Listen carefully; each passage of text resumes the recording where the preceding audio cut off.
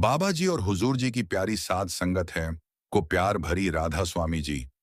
आप सभी संगत से विनती है कि साखी को अंत तक जरूर सुने और कमेंट बॉक्स में राधा स्वामी जी लिखें।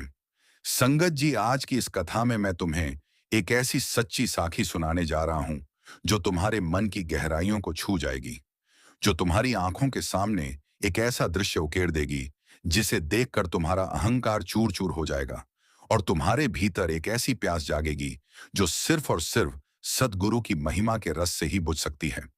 क्योंकि इस संसार में लाखों करोड़ों लोग हैं जो अपने आप को अमीर कहलाने में गर्व का अनुभव करते हैं। उनके पास सोने चांदी के ढेर हैं, उनके पास बड़ी बड़ी कोठियां हैं, उनके पास चमचमाती गाड़ियां हैं और उनके बैंक खातों में इतने सारे अंक हैं कि गिनती करते करते थक जाओ। लेकिन क्या यही सच्ची अमीरी है? क्या इन सब वस्तुओं के संग्रह से मनुष्य वास्तव में धनी बन जाता है, या फिर इस झूठी चमक दमक के पीछे वह अपनी असली पूंजी को खोता बैठा है, जो उसे उसके परमात्मा से जोड़ती है, जो उसे उसके सद्गुरु के चरणों में ले जाती है, जो उसे उस अनमोल रत्न का दर्शन कराती है जिसकी कीमत इस दुनिया की हर दौलत से लाखों गुना अधिक है। इसलिए आज मैं तुम्हें एक ऐसी कथा सुनाऊंगा जो एक बहुत बड़े शहर में रहने वाले एक धनाढ्य व्यक्ति की कहानी है, जिसे सारा शहर अमीर कहता था, उसके आगे नाक रगड़ता था, लेकिन उसके भीतर एक ऐसा खालीपन था जो रातों रात उसकी नींद उड़ा देता था। और वह करोड़पति होकर भी एक भिखारी से भी अधिक दुखी था, क्योंकि उसे वह चीज नहीं मिली थी जो उसके जीवन को सार्थक बना सके। उसे वह खजाना नहीं मिला था जो उसके मन की तमाम तृष्णाओं को शांत कर सके। उसे वह सुकून नहीं मिला था जो बाहरी दुनिया की कोई भी वस्तु नहीं दे सकती। और इसी बीच उसकी भेंट एक ऐसे सद्गुरु से हुई जो साधारण कपड़े पहनते थे, जिनके पास इस दुनिया की कोई संपत्ति नहीं थी, लेकिन जिनके पास वह अमूल्य धन था जिसे पाकर उस अमीर ने अपने सारे खजाने को कूड़े करकट के समान तुच्छ समझ लिया। और इस कथा के माध्यम से मैं तुम्हें बताना चाहता हूं कि जिसने सद्गुरु को पा लिया उसने सब कुछ पा लिया, और जो सद्गुरु से वंचित रह गया वह इस दुनिया का सबसे बड़ा राजा होते हुए भी सबसे गरीब है। क्योंकि असली अमीरी न तो बैंक बैलेंस में है, न कोठियों में है, न गाड़ियों में है, और न ही सोने चांदी के ढेरों में है, बल्कि असली अमीरी तो उस अटूट रिश्ते में है जो एक आत्मा का अपने सद्गुरु के साथ बनता है। असली अमीरी उस मधुर समाधि में है जो निरंतर भजन सिमरन से उत्पन्न होती है। असली अमीरी उस रूहानी मुस्कान में है जो सद्गुरु की एक झलक पाने पर चेहरे पर खिल उठती है। और असली अमीरी उस आत्मिक शांति में है जो हर तूफान के बीच भी अडिग रहती है। इसलिए आज इस कथा को ध्यान से सुनो, क्योंकि यह सिर्फ एक कहानी नहीं है, बल्कि यह उस सत्य की अनुभूति है जो हर युग के महान संतों ने अपने अनुयायियों को दी है। यह उस अनमोल उपहार की झलक है जो सतगुरु अपने सच्चे शिष्यों को प्रदान करते हैं। और यह उस अद्भुत परिवर्तन का वर्णन है जो तब होता है जब कोई व्यक्ति अपने अहंकार को त्याग कर, अपनी बुद्धि को शांत करके और अपने मन को सतगुरु के चरणों में अर्पित करके सच्चे सुख की ओर अग्रसर होता है।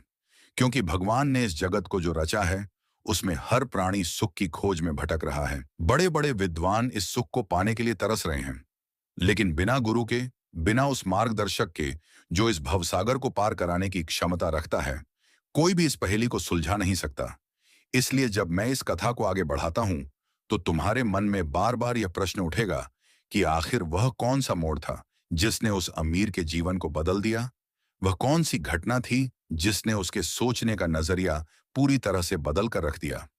और वह कौन सा सत्य था जो उसे उसकी ही सोच से परे की दुनिया में ले गया। और इसका उत्तर तुम्हें इस कथा के अंत में मिलेगा। लेकिन तब तक इस रोमांचक यात्रा का आनंद लो, इस भावनात्मक सफर का स्वाद चखो और हर शब्द को अपने हृदय में उतारो। क्योंकि जब सद्गुरु की बात हो तो बिना भावना के सुनना व्यर्थ है, बिना श्रद्धा के सुनना बेकार है, और बिना प्रेम के सुनना तो मानो सूखी लकड़ी को पानी देना है।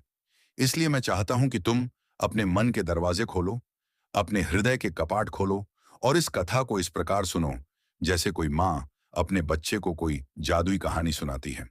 और इसी बीच मैं तुम्हें उस व्यापारी के बारे में बताता हूं जिसका नाम था सेठ धर्मदास। और उसका नाम ही उसकी पहचान थी, धर्मदास, यानी जो धर्म का दास हो। लेकिन क्या वह वास्तव में धर्म का दास था, या वह अपनी संपत्ति का दास बन बैठा था? क्योंकि वह बड़ा ही समझदार व्यापारी था। उसके पास हर तरह का व्यवसाय था। उसके गोदामों में अनाज के पहाड़ लगे थे। उसके खजानों में रत्नों की चमक बिखरी थी। उसके अस्तबल में घोड़ों की टापें सुनाई देती थीं और उसके घर में पचासों नौकर चाकर उसकी आज्ञा का पालन करने को तत्पर रहते थे। लेकिन जब रात होती थी और सारा शहर सो जाता था, तो सेठ धर्मदास अपने शयन कक्ष में अकेले बैठकर उन तमाम कारोबारों का हिसाब लगाता था जो उसने दिन में किए थे। और उसके मन में एक अजीब सी उथल पुथल मच जाती थी, क्योंकि उसे लगता था कि उसके पास सब कुछ होते हुए भी उसे कुछ नहीं मिला।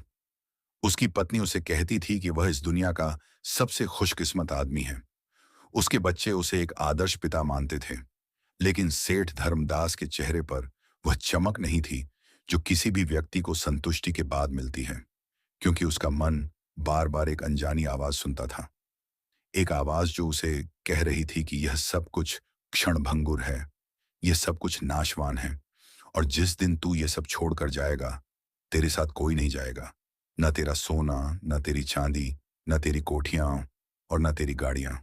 यह सब यहीं रह जाएगा और तू अकेला निकल जाएगा। इसलिए सेठ धर्मदास अक्सर बहुत देर तक सोचता रहता था और उसके मन में एक इच्छा जागती थी कि काश कोई ऐसा व्यक्ति मिले जो उसे बता सके कि इस जीवन का असली उद्देश्य क्या है। क्योंकि उसे लगता था कि वह जिस समाज में रहता है, वहां के लोग केवल संपत्ति और शोहरत की बात करते हैं।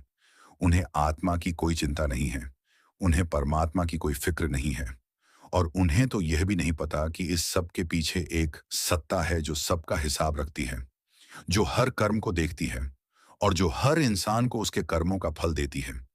लेकिन सेठ धर्मदास के भाग्य में लिखा था कि उसकी इस व्यथा का अंत होगा और उसे एक ऐसा सद्गुरु मिलेगा जो उसे इस भूल भुलैया से निकालकर सच्चाई के द्वार तक ले जाएगा। अब आगे की कथा सुनो, क्योंकि सेठ धर्मदास की इस मानसिक बेचैनी का कोई अंत नहीं था। वह दिन रात सोचता रहता था कि क्या यही जीवन है, क्या यही सच्चाई है। और फिर उसकी दृष्टि संयोगवश एक अत्यंत सरल से व्यक्ति पर पड़ी, जो शहर के बाहरी इलाके में एक पुराने पेड़ के नीचे बैठा था। उसके पास कोई ठाट बाट नहीं था, न कोई तकिया था, न कोई आसन, न कोई माला और न ही कोई पोथी, बल्कि वह बस अपनी आंखें बंद किए बैठा था। और उसके मुख पर एक ऐसी शांति थी जिसे देखकर सेठ धर्मदास को बड़ा अचंभा हुआ, क्योंकि उसने पूरे शहर में कभी किसी के चेहरे पर इतनी गहरी शांति नहीं देखी थी। न राजा के महल में, न मंत्री के दरबार में, न व्यापारियों की गोष्ठियों में, और न ही उन विद्वानों के सम्मेलनों में जो किताबी ज्ञान पर घमंड करते थे। लेकिन इस निर्धन से दिखने वाले व्यक्ति के चेहरे पर जो आभा थी, वह बहुत ही अलौकिक थी, और सेठ धर्मदास उस ओर आकर्षित हो गया। उसने धीरे धीरे उस पेड़ की ओर कदम बढ़ाए और उस सरल व्यक्ति के निकट जाकर खड़ा हो गया। उसने सोचा कि यह कोई सन्यासी है, या कोई फकीर है, या कोई संत है। लेकिन जैसे ही उस फकीर ने अपनी आंखें खोली, सेठ धर्मदास को ऐसा लगा जैसे उसके भीतर की सारी अंधेरी गुफाओं में उजाला भर गया हो। उस फकीर की आंखों में एक गहराई थी, एक जादू था, और एक ताकत थी जो बिना शब्दों के ही बहुत कुछ कह रही थी। सेठ धर्मदास ने तुरंत उस फकीर को प्रणाम किया और उनके चरणों में बैठकर उनसे प्रश्न किया, हे महात्मन, मैंने अपने जीवन में अनेकों विद्वानों और पंडितों को देखा है, लेकिन आपके चेहरे पर जो शांति है वह मुझे कहीं नहीं मिली। कृपया मुझे बताइए कि क्या आप कोई संत हैं? क्या आपने कोई बड़ी तपस्या की है? क्या आपके पास कोई विद्या है जिससे आप इतना सुखी दिखते हैं? और फिर उस फकीर ने मुस्कुराकर कहा, सेठ जी, मैं न कोई संत हूं, न कोई तपस्वी, न कोई विद्वान। मैं तो सिर्फ एक सामान्य मनुष्य हूं जिसने अपने सद्गुरु की शरण ली है। मैंने अपना सब कुछ उनके चरणों में अर्पित कर दिया है और मैं दिन रात उनके बताए हुए मार्ग पर चलता हूँ। मैं भजन सिमरन करता हूँ और अपनी सूरत को उनके शब्द से जोड़ता हूँ, और इसी साधना के फल स्वरूप मुझे वह अमृत मिला है जिसके बारे में शास्त्रों में बताया गया है।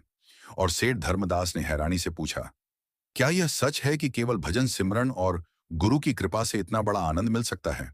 क्या बिना किसी बड़े यज्ञ के, बिना किसी तीर्थ यात्रा के, बिना किसी बाहरी क्रियाकलाप के, सिर्फ अंदर ही अंदर इस सुख को पाया जा सकता है? तब उस फकीर ने उससे कहा, देखो सेठ जी, यह जो तुम बाहरी यज्ञों और तीर्थों की बात कर रहे हो, ये सब शरीर के कर्म हैं। ये सब इस इंद्रिय ग्राह्य जगत में होते हैं। लेकिन सच्चा धन तो अंदर छिपा है। वह तुम्हारी अपनी रूह का खजाना है, और उसे पाने का एकमात्र साधन है सद्गुरु की शरण और उनके द्वारा बताई गई सूरत शब्द साधना। क्योंकि जब तुम भजन सिमरन में लीन हो जाते हो, जब तुम्हारी सूरत उस अनहद नाद में खो जाती है, तब तुम्हें यह एहसास नहीं रहता कि तुम्हारा शरीर कहाँ है, तुम्हारा घर कहाँ है, तुम्हारा व्यापार कहाँ है, तुम्हारी संपत्ति कहाँ है। तुम तो बस उस अनंत आनंद में डूब जाते हो जो कि इस जगत की हर चीज से परे है। और सेठ धर्मदास उस फकीर की बातों को सुनकर ऐसे अचंभित हो गए जैसे उन्होंने अपने जीवन में कभी कुछ नया न सुना हो, क्योंकि उनके मन में हमेशा यही संशय रहता था कि क्या बिना दिखावे के, बिना किसी भव्य आयोजन के भगवान तक पहुंचा जा सकता है। और इस फकीर की सरल वाणी ने उनके सारे संशयों को दूर कर दिया। उन्होंने उस फकीर से पूछा, हे महात्मन, क्या आप मुझे अपने सद्गुरु से मिला सकते हैं? मैं भी उस मार्ग को जानना चाहता हूं जो सुख और शांति की ओर ले जाता है। मैं भी अपने जीवन को सार्थक बनाना चाहता हूं और मैं भी उस अनमोल वस्तु को प्राप्त करना चाहता हूं जो बाहरी दुनिया की किसी भी वस्तु में नहीं है। तब उस फकीर ने कहा, सेठ जी, मेरे सद्गुरु तो दूर नहीं हैं, वे तो हर जगह विद्यमान हैं। वे तो हर उस आत्मा में बसते हैं जो उन्हें पुकारती है। लेकिन यदि तुम सच्चे मन से उन्हें चाहते हो, तो मैं तुम्हें उनके पास ले चलूंगा, क्योंकि मेरे गुरु ने मुझे यही शिक्षा दी है कि जो कोई भी सच्चे मन से इस मार्ग पर आना चाहे, उसे कभी निराश नहीं करना चाहिए। और इस प्रकार सेठ धर्मदास उस फकीर के साथ हो लिए और दोनों ने मिलकर उस सद्गुरु की ओर प्रस्थान किया, जो कि एक साधारण सी झोंपड़ी में रहते थे। और जब सेठ धर्मदास ने उस झोंपड़ी के पास जाकर देखा, तो उन्हें एक बार फिर आश्चर्य हुआ, क्योंकि वहां पर न कोई ऊंची दीवारें थीं, न कोई गुंबद था, न कोई भव्य द्वार था, न कोई घंटियां बज रही थीं और न कोई भजन मंडली गा रही थी, बल्कि वहां पर एक बहुत ही सरल और मृदुभाषी संत विराजमान थे, जिनकी आंखों से प्रेम की गंगा बह रही थी और जिनके चेहरे पर करुणा की छाया थी। और सेठ धर्मदास ने उन सद्गुरु के चरणों में गिरकर अपनी सारी व्यथा कह सुनाई। उन्होंने कहा कि हे प्रभु, मैं अपने जीवन में बहुत धन संपत्ति अर्जित कर चुका हूं। मेरे पास वह सब कुछ है जो कोई इंसान चाह सकता है, लेकिन मुझे शांति नहीं है, मुझे आनंद नहीं है और मुझे लगता है कि मैं एक बहुत बड़ी भूल कर रहा हूं। कृपया आप मुझे उस मार्ग पर चलाएं जो मुझे असली अमीर बना सके। और तब उन सद्गुरु ने अपनी मीठी वाणी में कहा, बेटा धर्मदास, तूने ठीक ही समझा है कि यह संसार की संपत्ति नाशवान है, लेकिन एक बात समझ ले, असली अमीर वह नहीं है जो दूसरों को संपत्ति दिखाता है, बल्कि असली अमीर वह है जो दूसरों को अपने भीतर का प्रकाश दिखाता है। असली अमीर वह है जो अपने आप को जानता है और जो उस परमात्मा को जानता है जो इस सारे ब्रह्मांड का आधार है।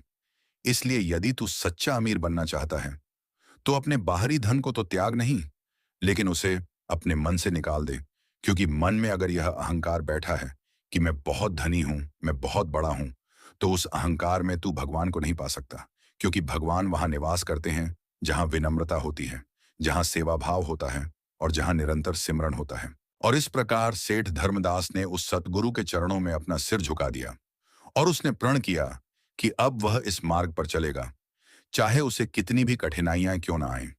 लेकिन जैसे ही वह अपने घर लौटा, उसके मन में फिर से वही पुरानी दुविधा पैदा हो गई, क्योंकि उसके सामने उसकी विशाल कोठी थी, उसके नौकर उसकी प्रतीक्षा कर रहे थे, उसके व्यापारिक साथी उससे मिलने के लिए बेताब थे और उसकी पत्नी ने उसे बताया कि एक बहुत बड़ा सौदा होने वाला है, जिससे उसकी संपत्ति में और भी अधिक वृद्धि होगी।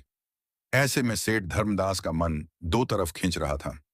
एक तरफ उसके सद्गुरु का वह सरल उपदेश था जो उसे भजन सिमरन और अंदर की ओर जाने के लिए कह रहा था, और दूसरी तरफ उसकी बाहरी दुनिया थी जो उसे और अधिक धन और अधिक प्रतिष्ठा और अधिक विलासिता की ओर खींच रही थी। और वह बहुत उलझन में था कि उसे क्या करना चाहिए। क्या उसे अपना सारा धन त्याग देना चाहिए? क्या उसे घर बार छोड़कर सद्गुरु के पास जाकर रहना चाहिए, या क्या उसे अपने कर्तव्यों का पालन करते हुए ही साधना करनी चाहिए? और इसी असमंजस में उसने फिर से उस फकीर से मिलने का निश्चय किया। और जब वह उनके पास पहुंचा, तो उस फकीर ने उसके चेहरे का भाव देखकर ही सब कुछ समझ लिया। उसने मुस्कुराकर कहा, सेठ जी, तुम्हारे मन में यह संशय है कि साधना और संसार दोनों को एक साथ कैसे चलाया जाए।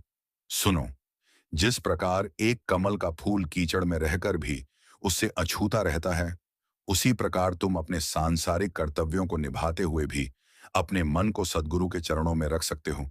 क्योंकि भजन सिमरन का अर्थ यह नहीं है कि तुम दुनिया से भाग जाओ। भजन सिमरन का अर्थ है कि तुम दुनिया में रहो, लेकिन दुनिया को अपने भीतर मत आने दो। और सेठ धर्मदास को यह बात बहुत गहराई से समझ आई, क्योंकि उसे लगा कि यही वह रास्ता है जिस पर उसे चलना चाहिए। और फिर उस फकीर ने उसे सतगुरु द्वारा बताई गई साधना की विधि बताई। उसने कहा कि जब तुम सुबह उठो तो सबसे पहले अपने सतगुरु का ध्यान करो।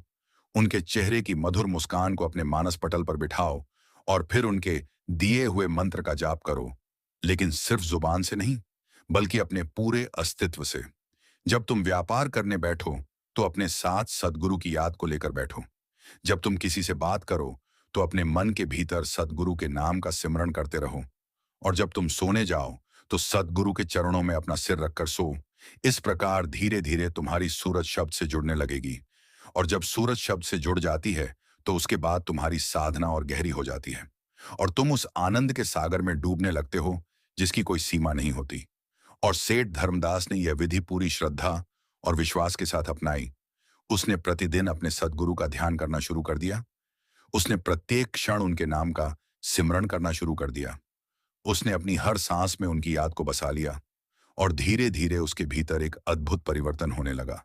उसका चेहरा खिल उठा, उसकी आंखों में एक नई चमक आ गई, उसके बोलने का ढंग बदल गया, और उसके कर्मों में एक अलग ही नम्रता और सेवा भाव आ गया। वह अब पहले जैसा अहंकारी नहीं रहा। वह अब पहले जैसा लोभी नहीं रहा। वह अब किसी के सामने अपनी संपत्ति का घमंड नहीं करता था, बल्कि वह अपने सद्गुरु की महिमा का गुणगान करने लगा था। वह अपने मित्रों और परिवारजनों को भी भजन सिमरन की सलाह देने लगा था। और उसके इस बदलाव को देखकर पूरे शहर में चर्चा होने लगी कि सेठ धर्मदास को क्या हो गया है। कुछ लोग उसकी प्रशंसा करने लगे तो कुछ लोग उसका मजाक उड़ाने लगे, क्योंकि जिन लोगों की नजरों में सच्चाई का प्रकाश नहीं होता, वे कभी भी किसी की आत्मिक उन्नति को नहीं समझ सकते। वे तो केवल बाहरी दिखावे को देखते हैं। उन्हें लगता है कि कोई व्यक्ति संत कैसे बन सकता है, जबकि उसके पास इतनी बड़ी संपत्ति है। वे सोचते हैं कि अमीरी और अध्यात्म एक साथ नहीं चल सकते। लेकिन सेठ धर्मदास को इस बात की परवाह नहीं थी, क्योंकि उसे अपने सद्गुरु की कृपा से वह मीठा रस मिल गया था, जिसके आगे उसे दुनिया की कोई बात गलत नहीं लगती थी।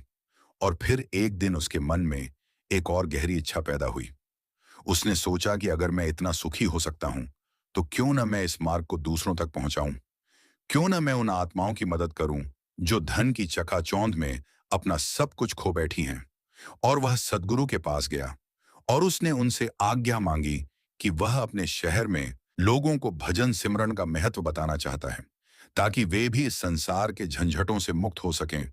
और सतगुरु ने उसे आशीर्वाद देते हुए कहा, धर्मदास, तूने एक उत्तम विचार किया है, परंतु ध्यान रख, यह कार्य बहुत नाजुक है, क्योंकि लोगों को बाहरी रंग रूप पसंद आते हैं। उन्हें दिखावटी आयोजन पसंद आते हैं। उन्हें भव्यता और ठाट बाट पसंद है। इसलिए जब तू उनसे कहेगा कि सिर्फ अंदर की साधना से सब कुछ मिल जाता है, तो वे तेरी बात को आसानी से नहीं मानेंगे, क्योंकि उनकी आदतें इतनी गहरी हो चुकी हैं कि वे बिना किसी बाहरी आडंबर के भगवान की कल्पना भी नहीं कर सकते। परंतु तू निराश न होना। तू अपना काम करता रहा, और जो लोग सच्चे मन से चाहेंगे वे इस मार्ग पर आ जाएंगे। और इस प्रकार सेठ धर्मदास ने अपने शहर में लोगों को समझाना शुरू किया। वह कहता था कि हे भाइयों, तुम सब इतनी दौड़ धूप कर रहे हो, इतनी मेहनत कर रहे हो, लेकिन क्या तुमने कभी सोचा है कि आखिर इसके पीछे क्या है?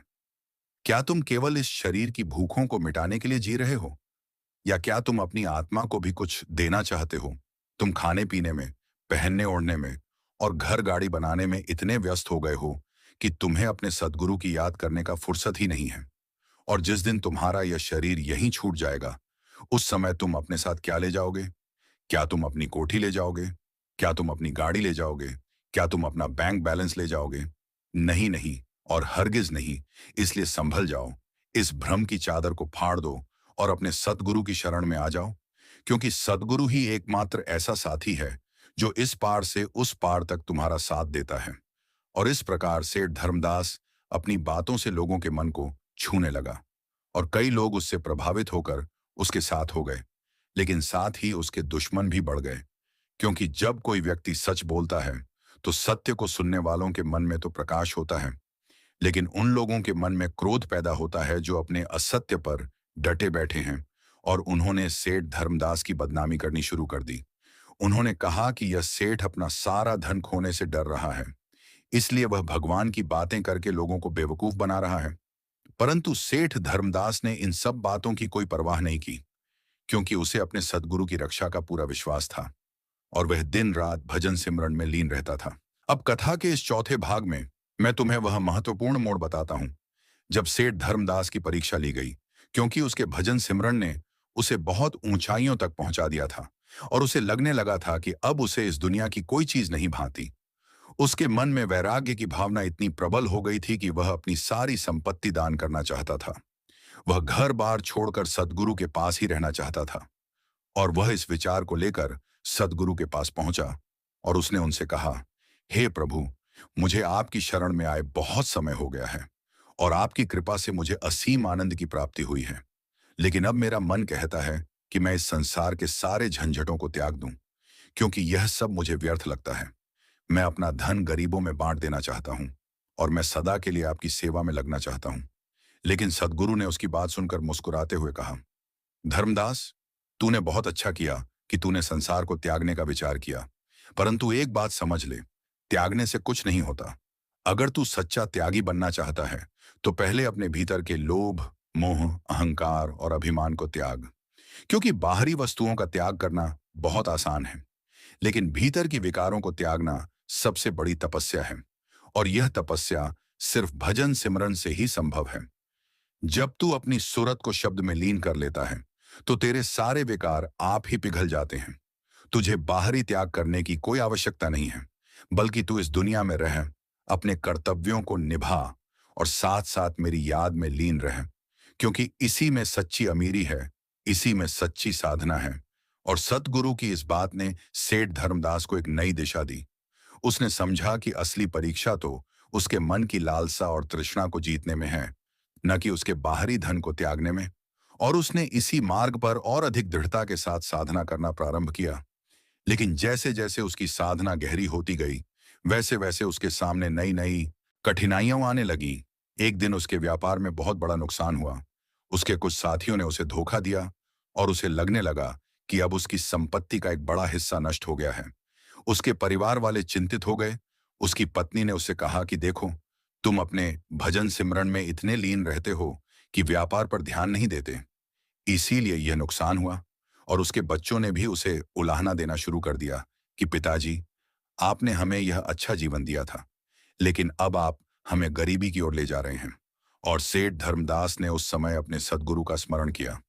उसने अपनी सूरत को शब्द में जोड़ा और अपने मन को शांत किया, क्योंकि उसे पता था कि यह सब बाहरी परिस्थितियां हैं, और ये क्षण भंगुर हैं।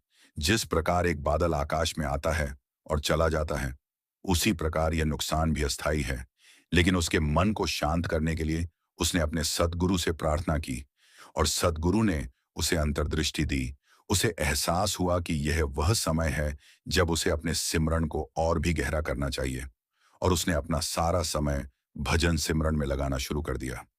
उसने अपना ध्यान उस अनहद नाद पर केंद्रित किया, और धीरे धीरे उसे इस नुकसान की चिंता का बोझ हल्का होता दिखाई देने लगा, क्योंकि उसने देखा कि जब वह सिमरन करता है तो उसका मन इतना शांत हो जाता है कि उसे लगता है कि यह संपत्ति न होने से भी कोई फर्क नहीं पड़ता।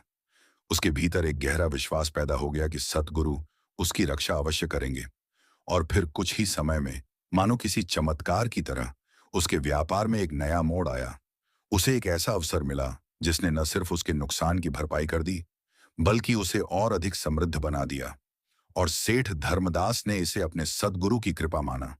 उसने समझा कि जब कोई अपने गुरु के दिए हुए मार्ग पर चलता है, तो संसार की सारी विपदाएं दूर हो जाती हैं, और उसे वह सब कुछ मिल जाता है जो उसे चाहिए। परंतु इस घटना के बाद भी उसके मन में यह बात बनी रही कि असली अमीरी क्या है, और उसने इसी प्रश्न को अपने सतगुरु के सामने रखा। उसने कहा, हे प्रभु, मैंने अपनी आंखों से देखा है कि आपकी कृपा से मेरा नुकसान दूर हो गया, और मैं पहले से भी अधिक समृद्ध हो गया हूं। लेकिन मेरे मन में अभी भी यह प्रश्न है कि क्या सिर्फ आर्थिक समृद्धि ही सच्ची अमीरी है, या इसके अलावा भी कुछ और है।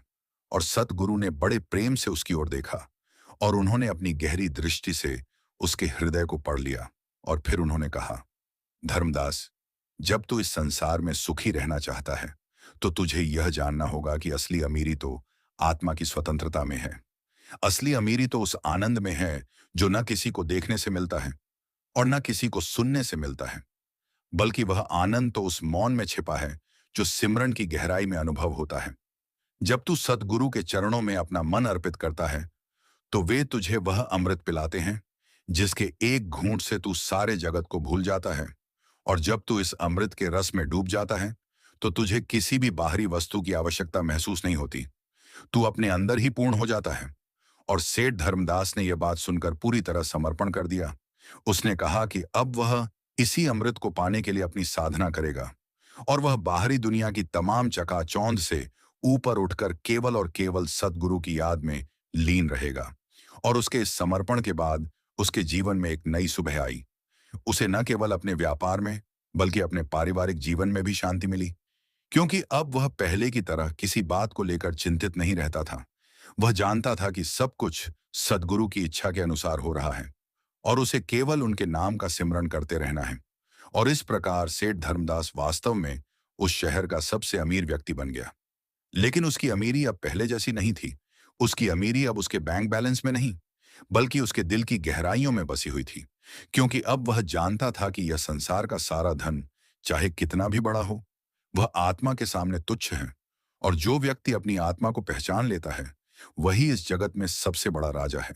और अब हम पहुंचते हैं इस कथा के अंतिम भाग में, जो कि सबसे गहरा और सबसे भावनात्मक है, क्योंकि इस भाग में सेठ धर्मदास न केवल स्वयं सच्चे अमीर बने, बल्कि उन्होंने अपने पूरे शहर और आसपास के क्षेत्रों में भजन सिमरन की एक ऐसी लहर दौड़ा दी जिसने हजारों लोगों के जीवन को बदल दिया।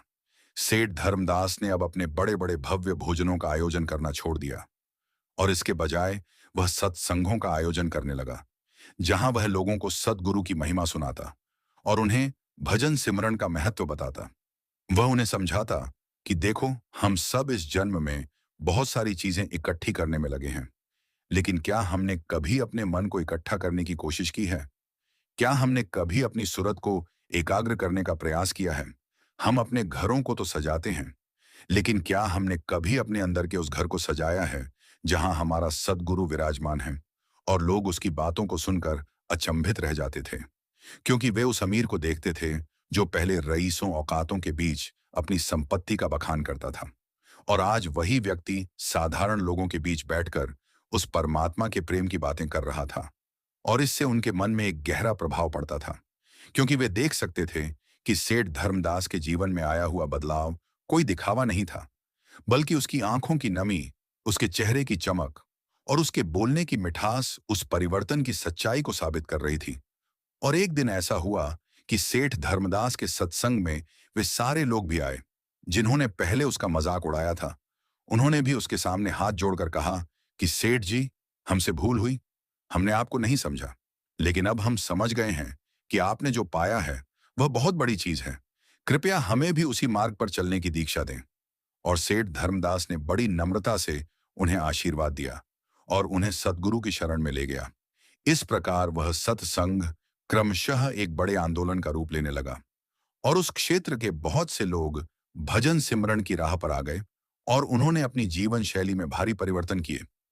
वे अब बाहरी दिखावे के पीछे नहीं भागते थे, बल्कि वे अपने अंदर की शांति और सद्गुरु की याद को सर्वोपरि मानते थे। और इतना ही नहीं, सेठ धर्मदास ने अपनी सारी संपत्ति का एक बड़ा हिस्सा उन गरीब और असहाय लोगों की सेवा में लगा दिया जो सच्चे मन से भजन सिमरन करते थे, क्योंकि वह जानता था कि सद्गुरु की कृपा से जो धन उसे मिला है वह केवल उसका नहीं है, वह तो उस सारे समाज का है जो सद्गुरु की सेवा में लगा हुआ है। और वह इस बात पर अड़ा रहता था कि जो व्यक्ति अपने सद्गुरु का सिमरन करता है उसे कभी किसी चीज की कमी नहीं होती, क्योंकि सद्गुरु उसका पालन पोषण एक मां की तरह करते हैं। और उसकी इस बात को लोग बहुत गहराई से समझने लगे और उन्होंने अपने जीवन में सिमरन को सबसे बड़ा धन मान लिया। लेकिन इस कथा का सबसे मार्मिक मोड़ तब आया जब सेठ धर्मदास अत्यधिक बूढ़ा हो गया और उसके शरीर में अब पहले जैसी ताकत नहीं रही। तब उसने अपने सभी बच्चों और पोते पोतियों को बुलाया और उनसे कहा, देखो, मैंने अपना सारा जीवन इस संसार में व्यतीत किया है। मैंने बहुत सारा धन कमाया है। मैंने बहुत सी चीजें देखी हैं। लेकिन मेरे अनुभव में इस दुनिया में सबसे बड़ी पूंजी केवल और केवल सद्गुरु की कृपा है। और उस कृपा को पाने का एकमात्र साधन भजन सिमरन है।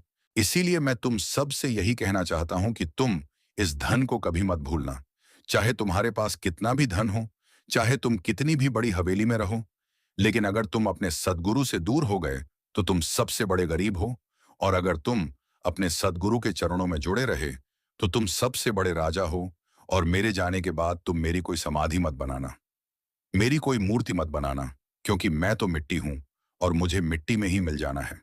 बल्कि तुम मेरी स्मृति में प्रतिदिन अपने सद्गुरु का सिमरन करना और उनके चरणों में अपना जीवन अर्पित करना, क्योंकि यही एक ऐसा कर्म है जो तुम्हें इस जन्म में भी सुखी बनाएगा और अगले जन्म में भी। और जब सेठ धर्मदास ने ये बातें कहीं तो उसके परिवार के सभी सदस्यों की आंखों से आंसू बहने लगे, क्योंकि उन्होंने अपने पिता और दादा को उस परम शांति में देखा जो इस दुनिया की किसी संपत्ति से प्राप्त नहीं होती। और कुछ ही दिनों बाद सेठ धर्मदास ने अपना शरीर त्याग दिया और वह अपने सद्गुरु के चरणों में समा गया। लेकिन उसकी कथा आज भी उस शहर में गूंजती है और आज भी वहां के लोग उसकी याद में भजन सिमरन करते हैं। और वे उसे ही असली अमीर कहते हैं, क्योंकि उसने अपने जीवन में यह सिद्ध कर दिखाया कि यह संसार जिसे अमीर कहता है वह कितना गरीब हो सकता है, और जिसे गरीब कहता है वह कितना अमीर हो सकता है।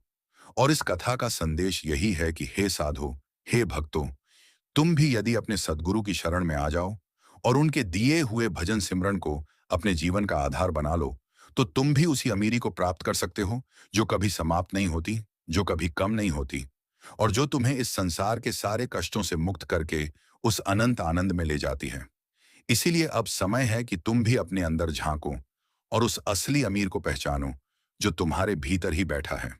और इसके लिए तुम्हें बस अपनी सूरत को शब्द से जोड़ना है और निरंतर सिमरन करना है, क्योंकि यही वह मार्ग है जो तुम्हें सच्चे सुख और सच्ची समृद्धि की ओर ले जाता है। और इसी के साथ मैं इस साखी को विराम देता हूं। लेकिन याद रखना, ये कथा यहां समाप्त नहीं होती, बल्कि तुम्हारे जीवन में इसी क्षण से शुरू होती है और तुम्हें अपनी आत्मा के असली अमीर बनने की ओर अग्रसर करती है। क्योंकि सद्गुरु की कृपा अटूट है और जो भी उनके द्वार पर आता है वह कभी खाली हाथ नहीं जाता। बस तुम्हारे मन में उसके प्रति सच्ची प्यास होनी चाहिए, और वह प्यास ही तुम्हें उस अमृत के स्रोत तक पहुंचाएगी जहां हर आत्मा को शांति, सुख और आनंद की प्राप्ति होती है। इसलिए उठो और अपने सद्गुरु के नाम का जाप करो, क्योंकि यही एकमात्र सत्य है और यही सच्ची अमीरी है। संगत जी, अगर आपको साखी अच्छी लगी हो तो लाइक करें और कमेंट बॉक्स में राधा स्वामी जी लिखें। अपने दोस्तों और सत्संगी भाइयों को जरूर शेयर करें। राधा स्वामी जी।